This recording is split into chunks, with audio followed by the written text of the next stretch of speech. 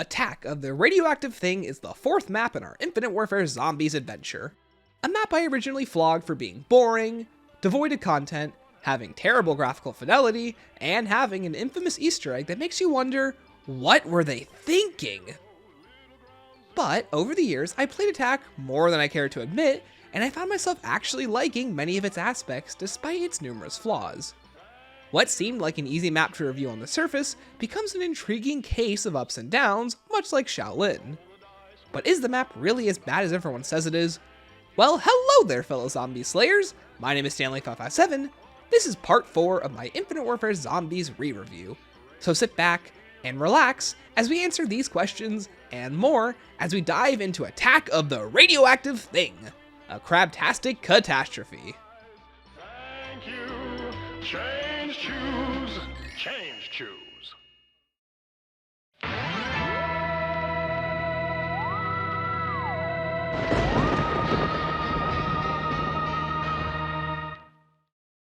In the game's second to last experience, our crew must team up with the horror movie icon, Elvira, to take on the cryptids. I mean the Krogs.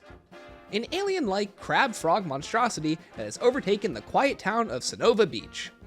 Attack of the Radioactive Thing takes place in the 1950s, parodying the monster movie craze popularized during the time period.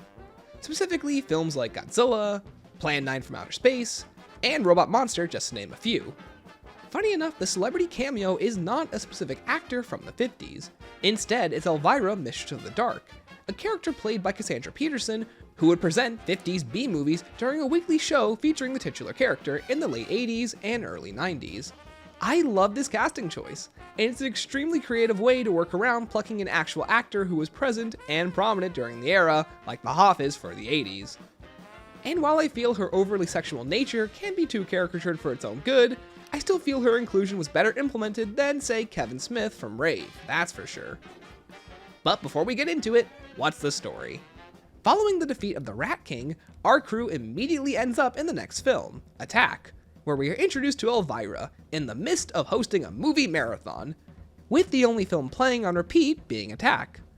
After making a few provocative jokes, we then turn our attention to the film, and our subsequent characters who provide little commentary on their predicament besides stating the obvious, which is a real shame, but predicted following what I said previously in Shaolin. Oh man, who the hell turned off all the color? I'll give you one guess. Willard! Bingo. Surprise, surprise. And in a continuing failure to use their only actual interesting character, Willard doesn't even appear in the map's intro cutscene. And sadly, there isn't much more to talk about besides Elvira's personality, which is overly sexual, but if you've seen any of Elvira's marathons, then you know this is pretty in character for her.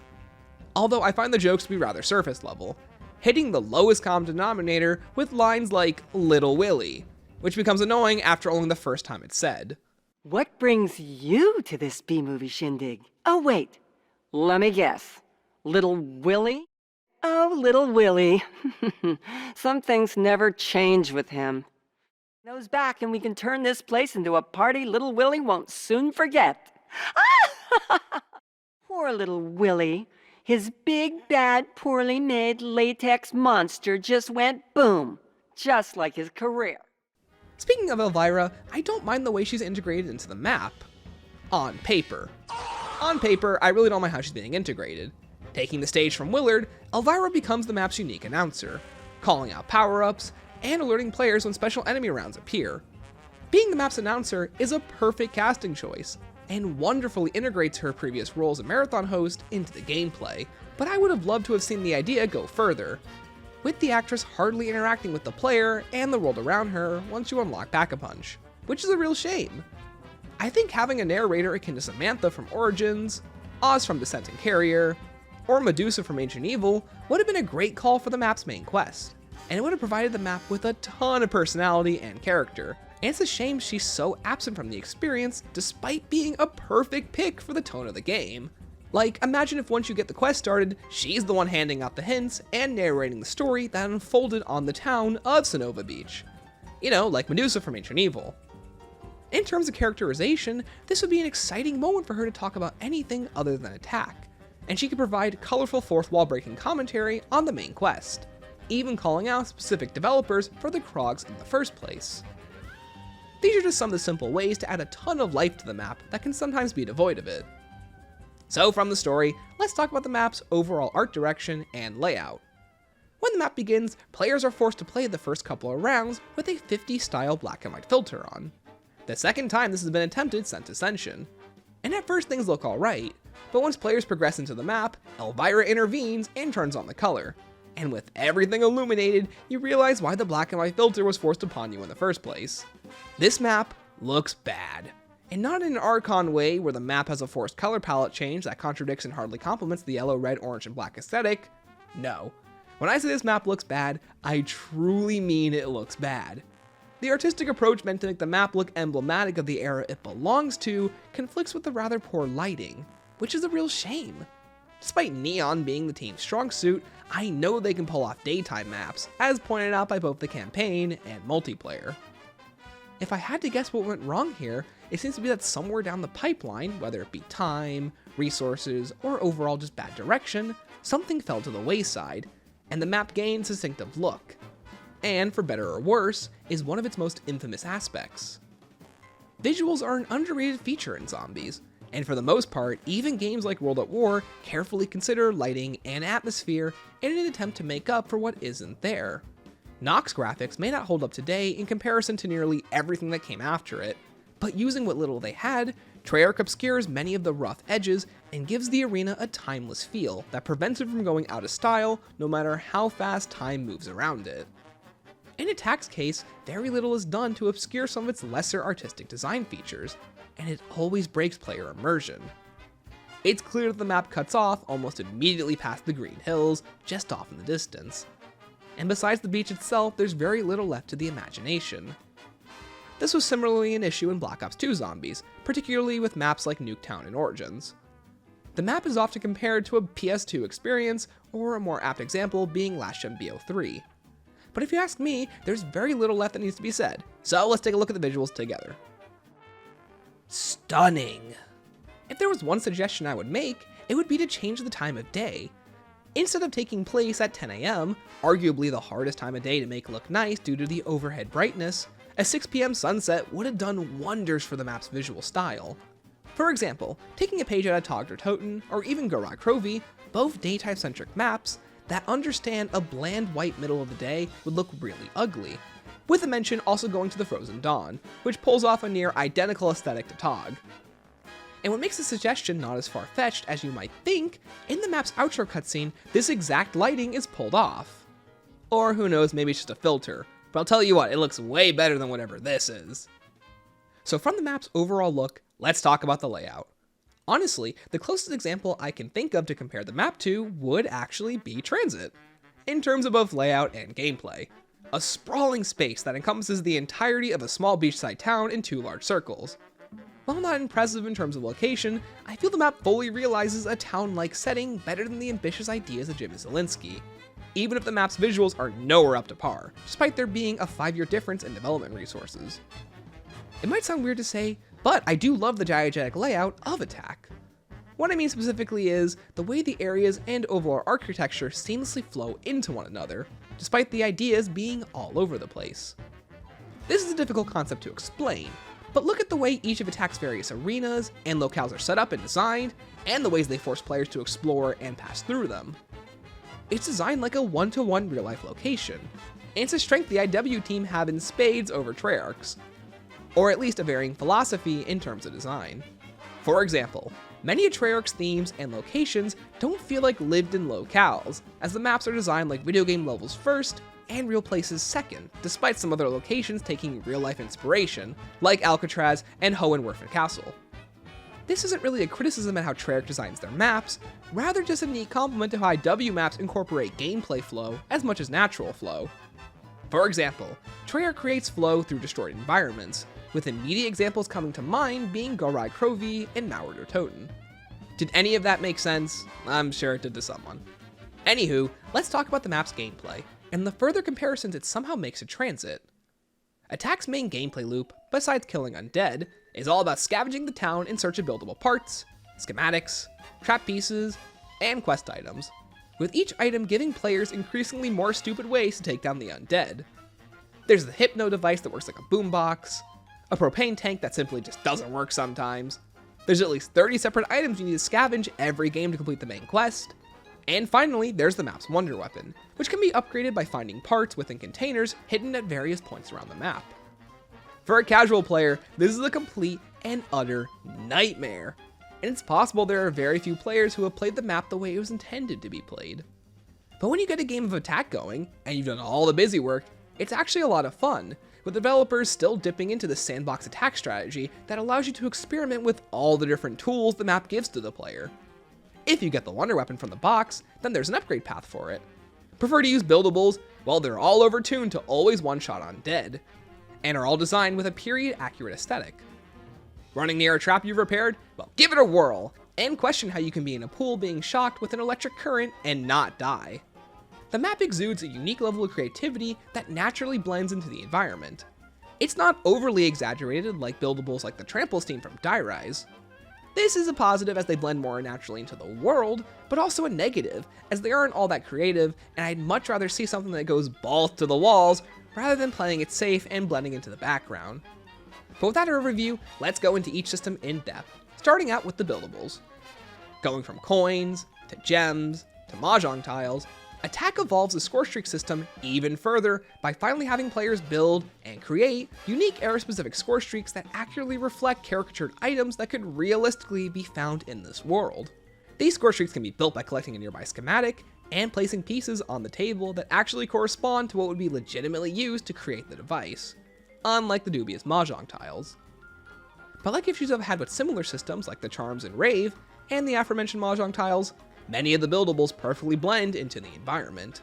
And this goes for nearly every quest item as well, like, oh, I'm sorry, I didn't realize there was two completely different set of light bulbs used for two completely different buildables. This could have been solved by having a prompt to pick up the item, but I guess you'd have 50 different prompts considering how much you can interact with on the map. In any case, let's talk about those buildables, which make up the bulk of the variety of gameplay players can have.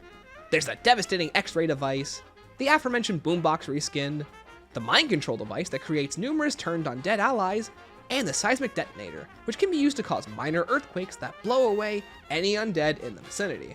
And if you can get past the guides that are needed to actually find all the pieces, I really love this system. And just like Shaolin, the constant respawning after one full round gives players a ton of freedom and flexibility on how they wish to use these items, while forcing high rounders to think carefully on how they should use them, and extend their uses. And unlike some of the other score streaks like the window trap from Spaceland, each of the score streaks in Attack absolutely annihilate the enemy. For example, the death ray can be picked up and placed down over and over again to extend its use. The boombox is as powerful as ever, the seismic wave device does its job, and the mind control device creates a horde of turned undead that fire on your side, and honestly, as long as you stay within the device's radius, you're practically invincible as the undead annihilate their allies. The score streaks are a ton of fun, but it's a shame how the system feels finally fully utilized towards the end of the game's life cycle. Next time you play Attack, I can't recommend enough building them and giving them a go. Now let's talk about the map's wonder weapon, the MAD, otherwise known as the Modular Atomic Disintegrator. Sporting a simple pistol-like design, the MAD can one-shot a single zombie with each of its 30 shots. Alright, time for an addendum, or I guess I should say an addition to the script. For starters, whatever I originally said about the MAD, I'm just gonna pretend didn't exist. I think the MAD is a fun weapon. The base version is nothing more than an insta-kill pistol that can take out exactly 30 undead. It's nothing special, and might contend for one of the worst wonder weapons in the series in terms of how few undead it can actually kill in comparison to its ammo. But when upgraded, the weapon becomes something slightly commendable. Players can collect various parts located around the map. The pump allows the weapon to recharge ammunition by interacting with the pods of Krog eggs around the map, with the pods respawning after 5 rounds. The crank allows you to charge the weapon and produce a thundergun-like blast that kills around 12 to 18 zombies with 5 shots per blast. And the barrel gives the weapon an extended range. Paired with Deadshot, the weapon becomes a powerful hand cannon that can be constantly topped off if you utilize the power of the Krog eggs properly, which gives the weapon some good synergy with the environment. Something rarely seen in these types of weapons besides maybe the Die or the Paralyzer. In combat, the MAD is another tool in the player's arsenal. But that might be what makes it so forgettable. It's just another tool. It doesn't have the same power and gravity that comes from other wonder weapons, with even its design being a lackluster version of the ray gun, despite the fact that the weapon looks emblematic of the era it's supposed to be belonging to. If there's one cool ability the MAD has, it's its ability to one-shot the Krog Brute with a single shot. But considering how weak the Krog Brute is, this isn't really much of an accomplishment. Originally, I spoke about how the weapon wasn't satisfying to use, but after playing around with it more, I found that by mixing the two firing modes together, you can get some real mileage and enjoyment out of the weapon. Overall, the MAD is just kinda there. It's a wonder weapon alright, but I feel it's missing that pizzazz that would elevate the weapon to the next level, whether it's the design or the things you can do with the weapon. Alongside the scavenge items, there's the map's melee weapon selection. There's the cleaver and the crowbar. Both weapons deal the same damage, sport the same attack speeds, and can be picked up for completely free. But each of these tools vary in what they can do aside from just being melee weapons. The cleaver is primarily used to open up Pack-a-Punch. By meleeing undead with a weapon, a vial given to you by Elvira will begin to slowly fill up. And once full, it can be re-offered to her, and she can soon use her magic powers to access the projector room. How a cleaver sucks up energy? No idea. I think the idea is that they swipe off the goo from the cleaver when it kills a zombie into the vial, but that's all I got. Besides that, the cleaver is used to access the double path uses, spawn back into Elvira to temporarily aid the player, and no joke, access a Skibibbity Toilet Easter egg. No, I wouldn't believe you if you told me this out of the blue either.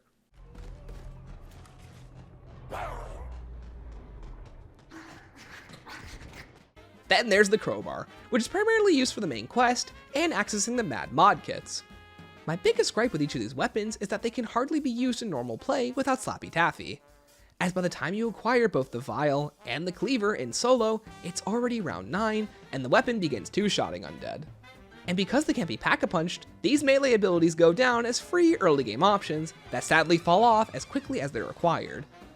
And if anything, are completely required for quest progression, which is a darn shame as I felt IW had made great progress with making melee a legitimate option in zombies.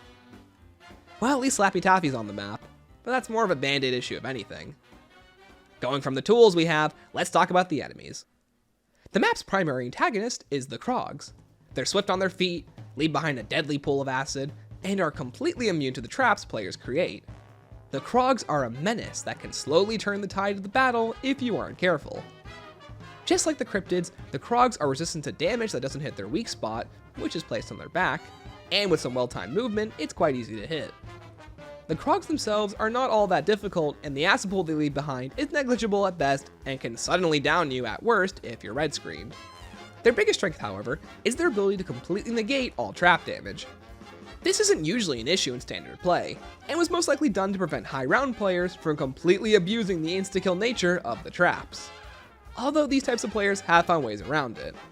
It's interesting. On one hand, I appreciate that type of balance, and it forces players to think of creative ways to use the traps while also killing the Krogs.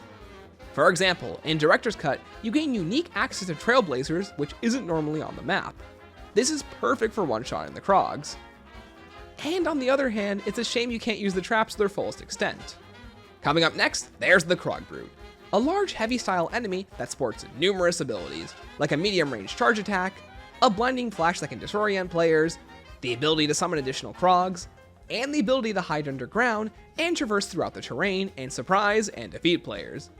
You can keep track of where he is based off the glowing orb that sticks above the ground whenever this traversal method is used. And yet despite all of these offensive tools, the boss is a complete pushover. And it's easy to see why the IW developers gave something similar like the Spaceland Brute an immunity helmet, because without it, enemies like the Krog Brute go down extremely fast.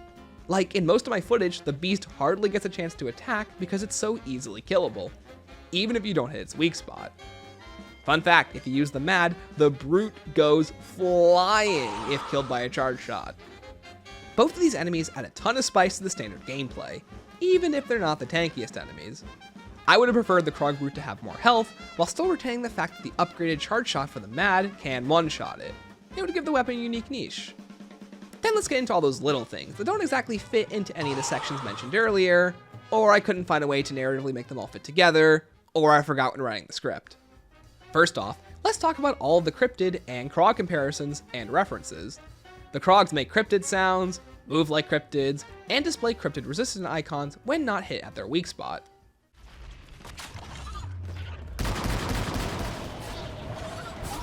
They're coming from the tower. Funny enough, this icon is also used for the Rat King when he raises his shield. Maybe he's a cryptid too. When bantering with Elvira, Willard threatens to send her to Nightfall. Continue to interrupt me, and I'll just send you to Nightfall! You'd make a lovely set dressing there. There's a blood splatter on the wall! On billboards around the map, you can see a tease for Willard's final film, Beast from Beyond, which features the cryptids. And then there's Krogzilla, the map's boss, whose sound effects and cries are ripped directly from the Kraken on Extinction's May Day.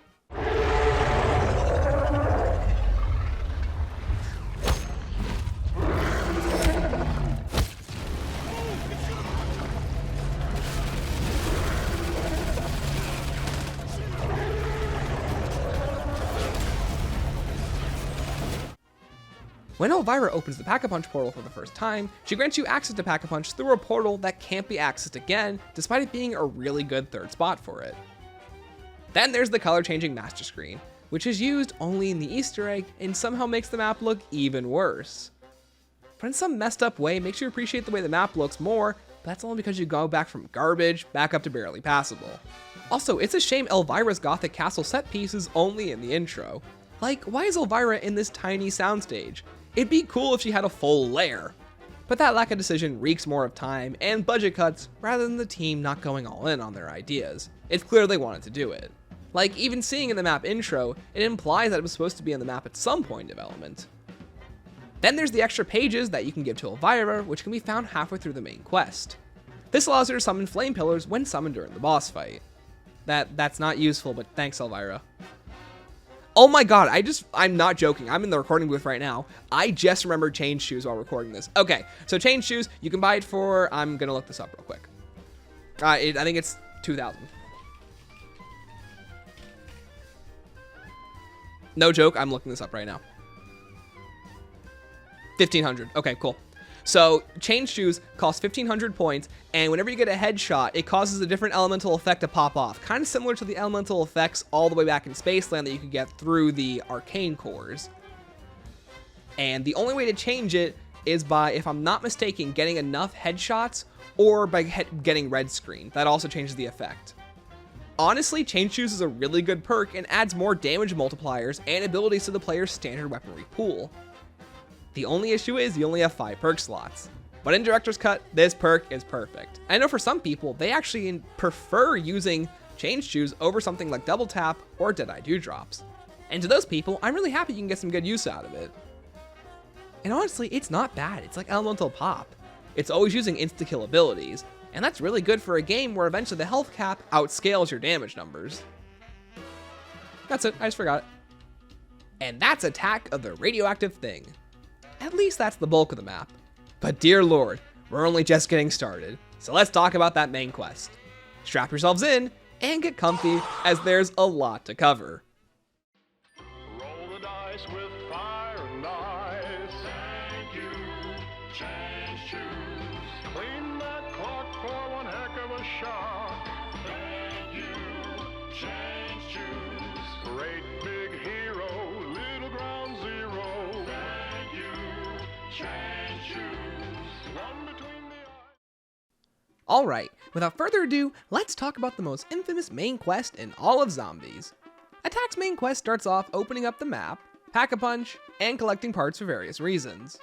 There's the zombie body parts, the bomb pieces, the chemical station pieces, the 3 pieces of glass, the punch card, Elvira's book, the bomb code, and all the various ingredients needed to complete the chemistry step.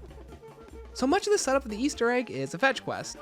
That pretty much requires you to look up a guide on how to collect each of the parts necessary. And honestly, it's not that difficult. And unlike Dead of the Night, where every single part has one of 3 locations, everything in Attack of the Radioactive Thing all has the same location where it can be picked up and retrieved. Attack's egg isn't all that difficult. In fact, if you have Pack-a-Punch and double Pack-a-Punch opened, there's almost not a single step that even requires you to kill a zombie or 2. The entirety of it can be completed in one round, with the first major step requiring you to collect various pieces of glass and build a zombie. Once done, you can play a short minigame where you have to guess the combination of a reanimation laser by inputting a sequence of numbers involving 3, 4, 5, 6, and 8. It's just one of those steps that makes no sense.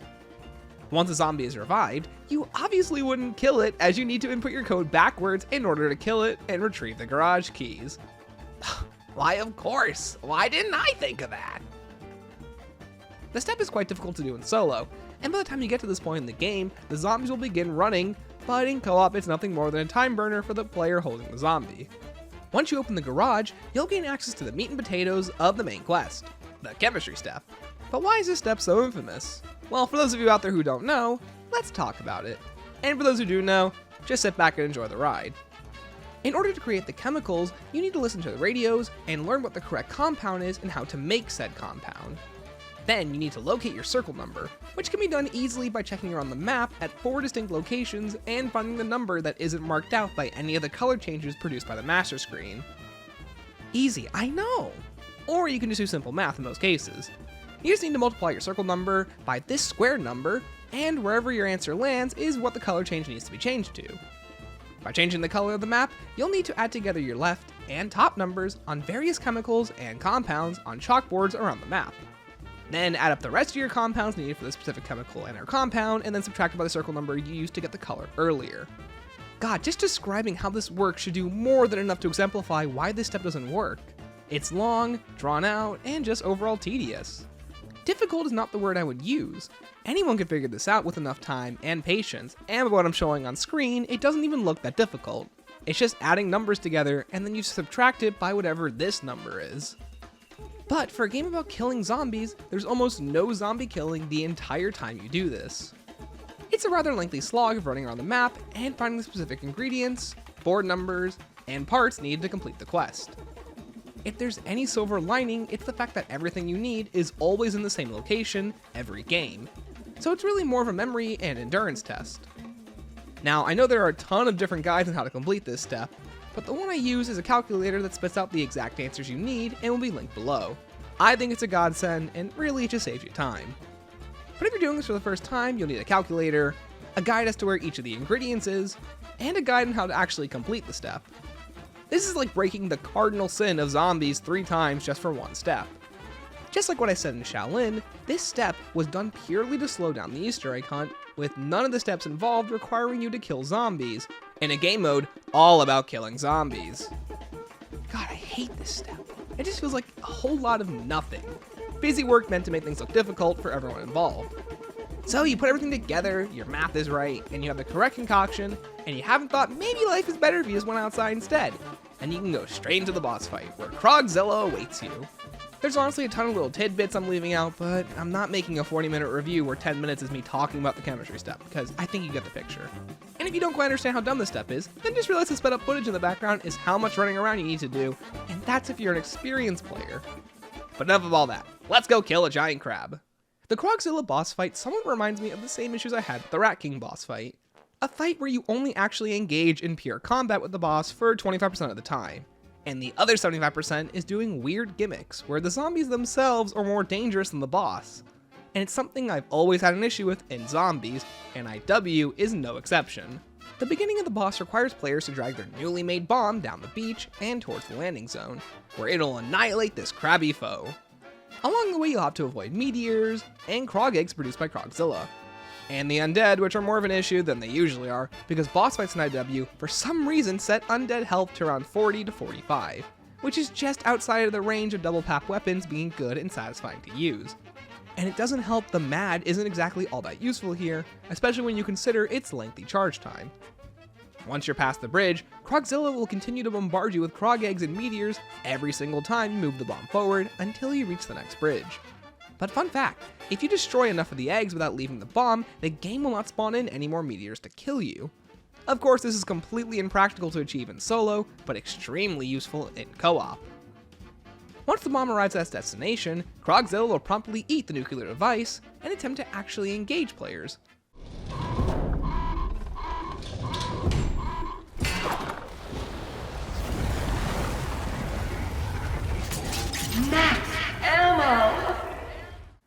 fun fact, throughout the entirety of this boss fight, a max ammo will periodically spawn in. This max ammo will never disappear, but this attribute applies to any power-up spawned in during the boss fight as well. And any drop by undead, which I think is really cool and absolutely not intended by the developers. Phase 2 of the fight has players man laser cannons scattered about the arena. For some reason, who knows what they're doing here? Probably some lore explanation, I can never figure it out. To continue, you must time the laser beam charge and fire correctly at the core on Krogzilla's chest, which is temporarily revealed to you in between its attacks. One shot, it becomes exposed, and thankfully every subsequent shot doesn't have to be as well timed. If you get good, you can have it down in mere moments. Krogzilla has two main attacks, a green laser beam that doesn't exactly do that much damage, and a slam that sends a shockwave down the lane it's aimed at, instantly killing you if it's a direct hit. And then if you try to use the laser beam on the bridge, he'll just bombard you with meteors, but there's never really a reason to use that laser anyways, as the boss will never be at a point where it can be attacked from up there. In any case, in solo, the zombies come in rhythmic waves, making it easy to kill them, and then attack the boss. But if you're in co-op, you're bombarded with a constant stream of the undead, making them harder to deal with than the massive crab monster himself, which is a real shame because this step is almost perfect. It has a high skill ceiling, the skill required being aim, but it makes for an engaging encounter with a beast this big. One shot at enough, Krogzilla will do a little shimmy, and the final step can begin. Every player now needs to interact with a hologram of the bomb and wait for it to activate. While this happens, undead will swarm the beach, and Krogzilla will slowly fill the arena with acid, forcing you to stand towards the back. This is probably the only time the endless undead work, and the two forces pair really well together in this specific scenario, something I'd love to see more boss fights do in zombies. As you wait, Krogzilla will also fire out Krog eggs, but these can be easily dispatched with any kind of launcher. After the acid has filled the arena, Krogzilla will fire lasers down the beach, and players must now carefully and quickly maneuver through the beams without downing themselves. And if that wasn't enough, depending on how well you move, whether too fast or too slow, you'll be blasted by meteors. And if you go down and lose Jug, this can become a very vicious cycle, as if any players fail to reach the nuke in time, they'll have to repeat this process until they win or die. Now granted, not only is the step shortened if you have to repeat it, but the game will constantly respawn max ammos, further incentivizing you to keep trying. It's nice that you need to be coordinated to win, as someone blazing ahead doesn't work, but at the same time, the timer is quite strict. But let's say you avoid the meteors, you get through all the lasers, and you don't stub them with your pinky toe. God, this game can suck my dick! Magically teleport into Krogzilla's belly, and every player must now enter in the proper code to complete the Easter egg. If you fail, you have to repeat the beach defense all over again. So this step can go on for quite a while if you're unprepared. Fun fact, if you take too long, the game will actually glitch out and the game will begin to progress through normal rounds again. This causes zombies to spawn under you, behind you, and when the laser maze begins, which they usually can't do. This exponentially increases the difficulty of the step, and it pretty much becomes do or die from this point forward. What's really dumb is that that's completely unintended, and if it happens, it's essentially a game over. Another fun fact, this entire step can be cheesed with mana up, so give it a try next time you play. But when you finally do everything right, you'll have activated the bomb, and subsequently the map's outro.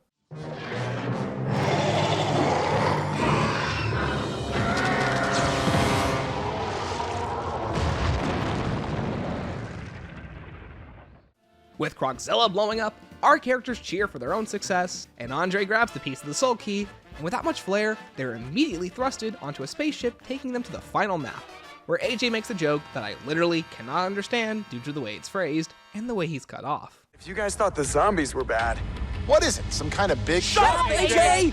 What? What did I say? And with that, the map is over.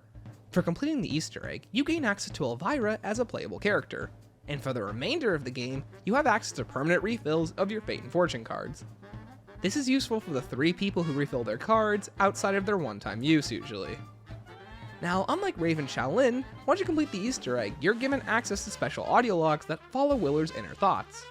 The first 16 audio logs attempt to tie together much of the disconnected story, with Willard connecting how each of the previous celebrities has helped our characters grow, despite the story and quotes representing literally none of that.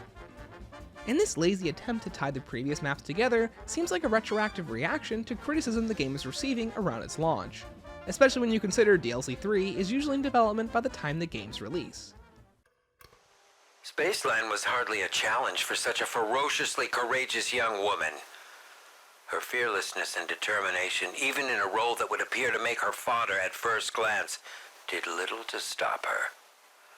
I pegged first sight of the brute as her collapse, but no, not our little Sally. David has more than made up for his past failures. She has played right into the game and is now on a crash course with death and destruction. She is proving to be more than worthy, but I mustn't get ahead of myself. She still has much to prove. Perhaps a dance within the rave will cease her journey. Rave like no other shreds the will and flesh of many. Hopeless and helpless from the outset. Most collapse at the premise. Yet Andre rose again. Finding Kevin completed what David had began previously. Releasing the rage, hiding within this young man. Perhaps Kevin has proven useful after all. Shame. He too held such promise, yet left me with little choice but to contain him in his endlessly continuing nightmare. Finally, I have found a use for him. All too familiar, this premise has played out before. I'll have to send him to a place that will feel like home, but will do nothing but suck the soul from his cold corpse. New York has consumed so many that I have lost hope that any could survive the arterial sprayed pavement. The rodent infestation orchestrated by Arthur has assured that all who enter will be consumed, one tiny bite at a time. The king and his band of rodents were exterminated quicker than I had anticipated. Pamela showed more courage with this group than she had with her own, which came as rather surprising. I'm uncertain of what her sudden change of heart means, but her guidance manifested even greater courage from the lot.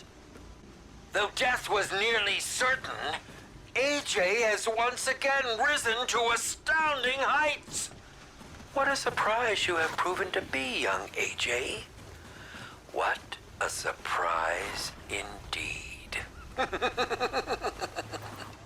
Still, he has not bonded with any of the previous four as the others have.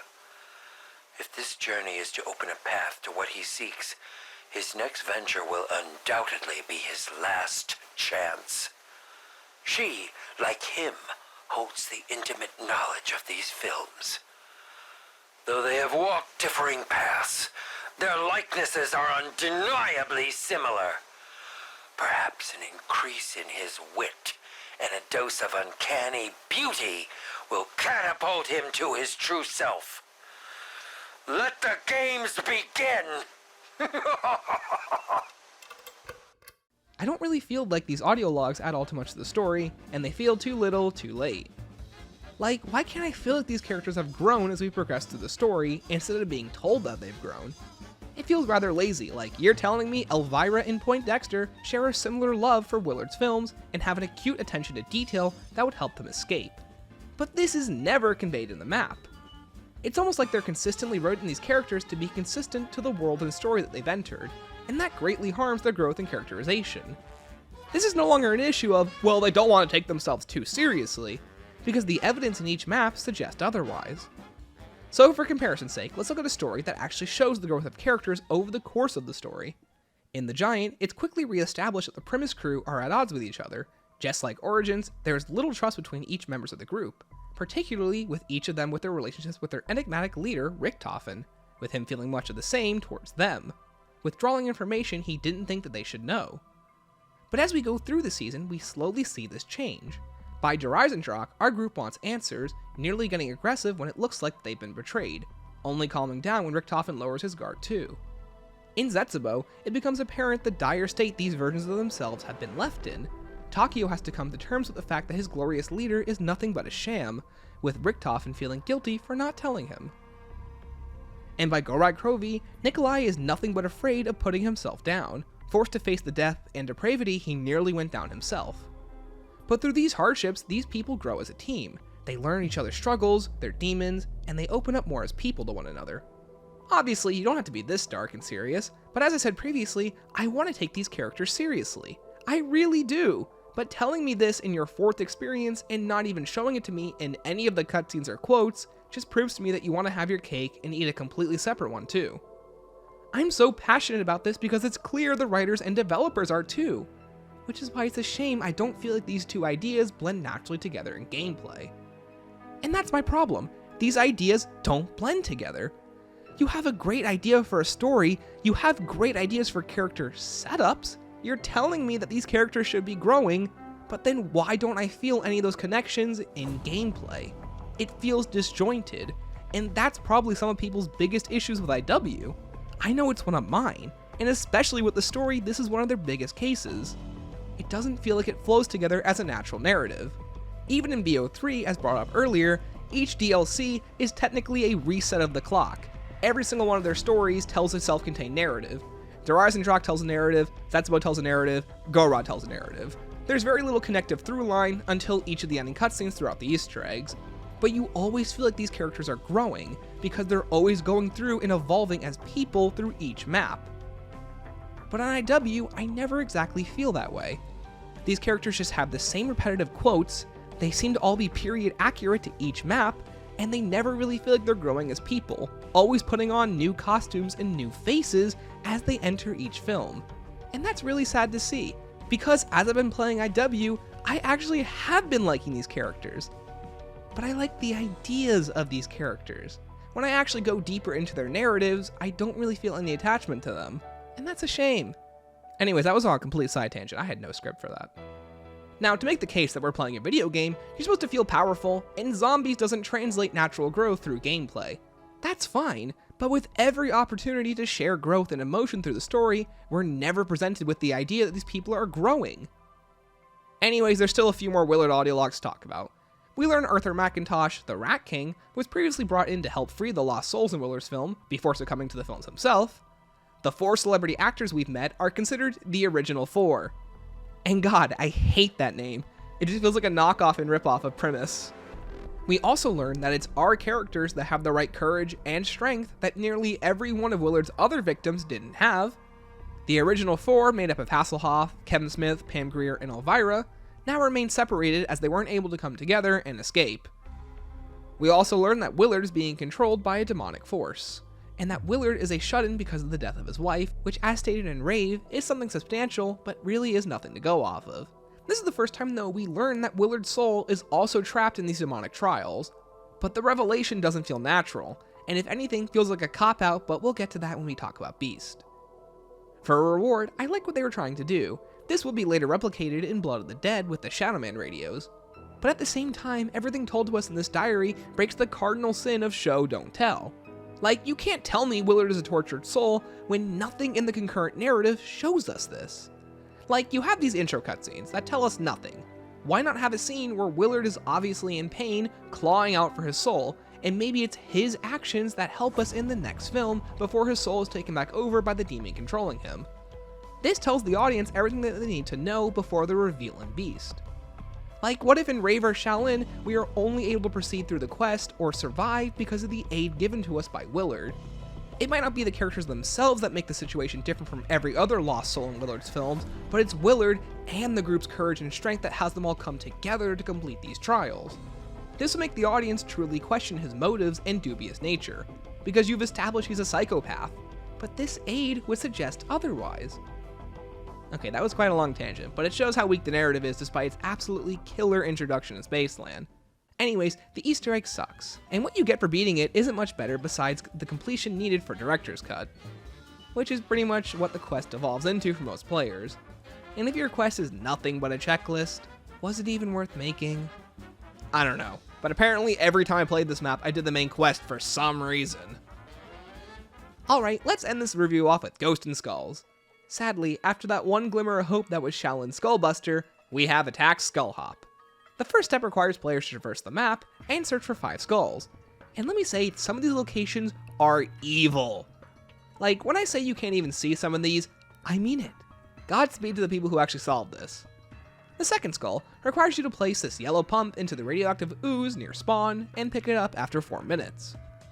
After that, you must place it in the pool and activate the pool trap, killing specifically 16 zombies because it wouldn't be a Ghost in Skulls if you didn't have a step like this. For the fourth skull, you must now go to Slappy Taffy and solve a cipher puzzle by inputting specific letters in the devil's alphabet to create specific combinations that spell the word you're trying to spell. Based on the symbols you input, it changes the letter that appears. Once you create the right combination, you can shoot the letter and continue until you finally fill out the word. It's a cool step in theory, but this is zombies. Give me something to hold the zombies so I can actually solve this step with friends without someone mindlessly training the last undead. The fifth skull now requires you to melee this piece of paper and take the yellow pump to various locations where Willard's portrait is framed. Now you have to quickly kill a certain amount of green orbs as they traverse around you quickly, attempting to avoid all harm. Once enough damage is done, you'll succeed. This must be repeated at the remaining 3 portraits. Finally, the last skull requires you to use a charge shot of the Mad on the Skull Hop machine, which is cute. Now for the Skull Hop minigame. Players are given blank cubes and must change its color by jumping onto one of the various colored panels. The skulls themselves are always blank, but to defeat them, you must fire your cube from the color being displayed behind the skulls. Fail 3 times and you lose. This seems simple on paper, but what kills this game is the horrible movement physics and lack of momentum. There's just as many skulls as previous versions too, but because you have to make sure you're not on the wrong panel, and with how far your cube has to fly, the feel of this minigame comes off as sluggish just like its predecessors. Added on top of all this is the fact that the platforms you need to stand on are quite small, and you'll probably just accidentally walk off half the time, or get killed by lasers the other half. Skull Hop manages to be a bit of a waste of time, that's genuinely more effort than it's worth. It doesn't help the skulls move quite fast too, so you can't even take your time even if you wanted to. Just learn the chemistry step, that's my advice. Because at the end of the day, even if we ignore the quality of the steps leading up to it, it's just not fun. So we're still 1 for 3, so even if Beast's Ghosts and Skulls minigame was an absolute banger, 60% of these just kinda suck. But I guess look at my final review of Ghosts and Skulls and my Beast review. The steps once again are a hodgepodge of ones from previous Ghosts and Skulls quest lines, and this one doesn't exactly bring anything new to the table. It just kind of feels like that we're going through the motions, besides the 5th skull where you have to battle the green blobs. It's difficult but forces you to think on your feet and have good aim, so you know it's difficult for me. And that's Attack of the Radioactive Thing, a map, even after this review, I'm still extremely conflicted on. At the beginning of the review, I compared it to my feelings on Shaolin, and I still kind of feel that way. On one hand, Shaolin is a pendulum swing of highs and lows. You've got 7 different wonder weapons or abilities, some fantastic art design and level theming, and a great gameplay loop that prefers the dominant strategy, but has some of the worst special enemies in the series and an Easter egg that is atrocious. And then on the other hand, there's Attack, a map with a finer consistency in terms of its quality. The gameplay isn't as special, but its lows are mostly visual and quest oriented. The egg doesn't have as many bad steps as Shaolin, but also doesn't last as long as it either, if you know what you're doing. The wonder weapon is a mixed bag, and the special enemies aren't awful. They have fun designs and unique immunities that make you think about how you play and how best to counter them. The map offers players a ton of different tools at their disposal to utilize against the undead, but to accomplish and build everything, you need a complex web of guides and location descriptions to accomplish and do everything. The map has a god-awful setup process, but once things get started, you're given a ton of variety on what tools you want to use to take down the undead. And for standard play, everything comes together quite nicely. The map is relatively flat, so it's the one you'll encounter the least amount of collision issues with, which is a plus. The Krog Brute is a joke, and the Easter egg isn't much better. It's a lengthy guide hunt that requires players to progress through a monotonous hunt that disrespects the fun of an Easter egg hunt, with subsequent playthroughs being just as awful as the first. The boss fight has some fun ideas, and the scale of Krogzilla is impressive. And it's really cool the dynamic way the fight plays out despite his size. But with all of that said, Attack is another underwhelming experience that misses the mark on just about every aspect, and the things it gets right are way too few and far between. But all of this is nothing compared to the map coming up next. So ladies and gentlemen, thank you all for watching. Come join me next time as we adventure to the final frontier and defeat the last map in the IW catalog with the Beast from Beyond. Poor little Willie. his big, bad, poorly made latex monster just went boom, just like his career. Thank you all for watching. This is only part 4 of my Infinite Warfare Zombies Rereview, so subscribe so you can stay up to date as when I release my re-review of The Beast from Beyond. If you like this video, I can't recommend enough my other reviews of AW, World War II, Cold War, and Black Ops 4's 9. And if you're looking for something different, how about my historical roundup of all the cut content currently found in the series? But with all that said, thank you for watching. And remember, keep on slaying.